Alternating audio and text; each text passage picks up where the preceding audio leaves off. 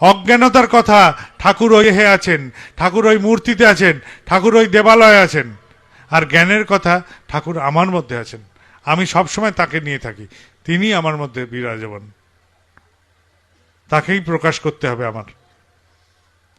তিনি প্রকাশিত হবেন আমার চলায় বলায় কথায়, তখন ঠাকুরময় আমি যেই হলাম, এটাই হচ্ছে অমৃত, এটাই সহজ উপায়।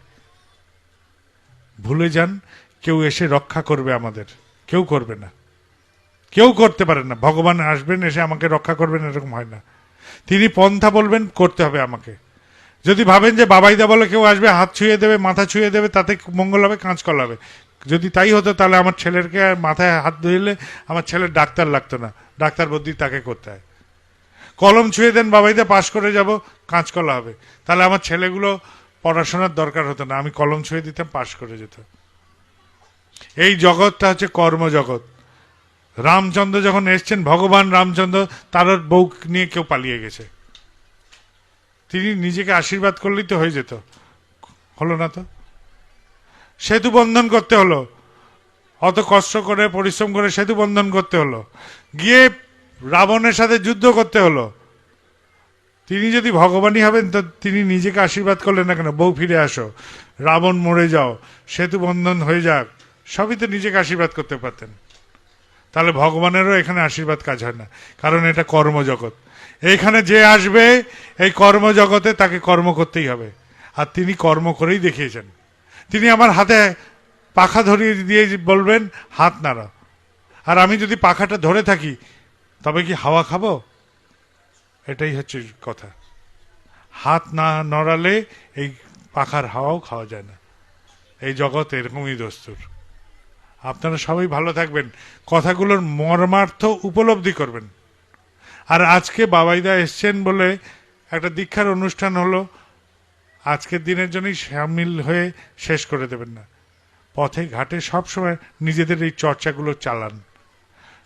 আমি এইভাবে চলি, এইভাবে ভাবি। আমাকে যদি কেউ বলতো এখানে এক ভগবান আছেন যিনি তোমার মাথায় হাত ছুঁয়ে দিলে সব হয়ে যায়, আমি যেতাম না তার কাছে, একদম যেতাম না।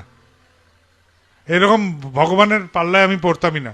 আমি পড়তাম সেই ভগবানের পাল্লায় যিনি বলতেন যে তোকে আমি কর্ম শিখিয়ে দিচ্ছি কিভাবে চলতে হবে, আমি সেই ভগবানের কাছে যেতাম। কেননা আমি যদি আজকে তোমার কাছে যাই, বললো যে এইটা হয়ে যাবে, হয়ে গেল, ওইটা হয়ে যাবে, হয়ে গেল, সেইটা হয়ে যাবে, হয়ে গেল, শেষে কি হবে? আমার চলার ক্ষমতাও হারিয়ে যাবে, আমার করার ক্ষমতাও হারিয়ে যাবে। স্বাভাবিকভাবে যদি আমি বিড়ি খাই, বিড়ির দেশটাই ধরাতে ভুলে যাব। ভগবান বিড়ি জ্বালিয়ে দাও, চাক জ্বলে গেল, দেশটাই নাড়াতে পারবো না, সে যে হাত পঙ্গু হয়ে যাবে। আর তিনি যেদিন দেহ রাখবেন, তিনি যেদিন আমাকে ছেড়ে চলে যাবেন, সেদিন আমি করব কি? তাহলে সেই ভগবানের দরকার নেই। আমার সেই ভগবানের দরকার যে ভগবান আমাকে কর্ম শিখিয়ে দেবেন, যে ভগবান আমাকে হাঁটা শিখিয়ে দেবেন, যে ভগবান কাদায় পড়লে কি করে উঠতে হয় সেই কায়দা শিখিয়ে দেবেন। আমাদের জীবনে এরকম ভগবান দরকার। কোনো বুজরুকের আশ্রয়ে যাবেন না, কোনো হাওয়াতে কিচ্ছু হবে না। একদম সত্য কথা বলছি, করাই পাওয়ার জননী, একদম সত্য কথা। কথাগুলোর মর্মার্থ উপলব্ধি করেন, ভাবেন, যদি মনে হয় যুক্তিপূর্ণ গ্রহণ করবেন, আর যদি মনে হয় না এই কথাগুলো অতটা যুক্তিপূর্ণ নয়, অযৌক্তিক, বর্জন করবেন। কোনো ব্যাপার নেই যে এটাকে গ্রহণ করেই চলতে হবে। আমি যা বোধ করি তাই আপনাদের কাছে জানালাম। আমি এবার উঠব। আর একটা কথা, এখানে সবাই হুড়োপুরি করবেন না। এখানে প্রণামীর বাক্স দেওয়া আছে, যদি কারুর প্রণামী দিতে ইচ্ছে করে প্রণামী দেবেন, ধীরে সুস্থে দেবেন, ঠিক আছে? আর একটা শেষে কথা বলি, এত সুন্দর আসন টাসন সবই হয়েছে, ভেবে নেবেন না এটা একটা গুরু ঠাকুর এসে, এটা কিন্তু আপনাদেরই একটি অংশ মাত্র, একদম দুপে সাধারণ মানুষ মাত্র। সিংহাসন বসান, ফোকাস লাইট দেন, প্যান্ডেল করেন, যাই করেন, শেষে আমি দুপে একটি নাংলা মানুষ। আমি এগুলোকে পালন করে জীবনে যা চলি সেটাই আপনাদের কাছে উপস্থাপনা করলাম। এই মানুষ এইভাবে চলার চেষ্টা করে, এইভাবে চিন্তা করে, এইভাবে ভাবনা করে, তাই আপনাদের কাছে প্রকাশ করলাম। এইটা না থেকে ওখানে বসলেও আমার মুখ দিয়ে এই কথাই বেরোবে, আমাকে ঘাসে বসিয়ে দেন তাও এই কথাই বেরোবে, আমাকে কেউ তাকিয়ে দেখবেন না তাও মনে এই কথাই ভাববো, এই কথাই বলবো। তার জন্য এই চেয়ারের দরকার না, এই চেয়ার দিয়ে কিন্তু আওয়াজ বেরোয়নি।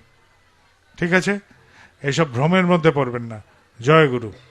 সবাই ভালো থাকবেন, পরিবার পরিবেশ সবাইকে নিয়ে ভালো থাকুন। কথাগুলো যদি ভালো মনে হয় গ্রহণ করবেন, যদি চর্চা করতে ইচ্ছে করে চর্চা করবেন। আমি যা বুঝি তাই আপনাদের জানালাম। জয় গুরু। আর একটা কথা, কথাগুলোর মধ্যে তো কোনো যুক্তি খুঁজে পেয়েছেন, সেই জন্য হরবর হরবুর এইসব দৌড়াদৌড়ি করার দরকার নেই। আমি এখন দীক্ষা দিতে যাব, তো অযথা হইচইয়ে দীক্ষার কার্যক্রমে যারা বসছেন দীক্ষা নিতে, নাম নিতে, তাদেরও অসুবিধা হবে। সেই জন্য আপনারা একটু শান্ত হয়ে ধীরে সুস্থে বেরোবেন যদি বেরোতে হয়, আর বসতে ইচ্ছে করলে বসবেন। জয় গুরু।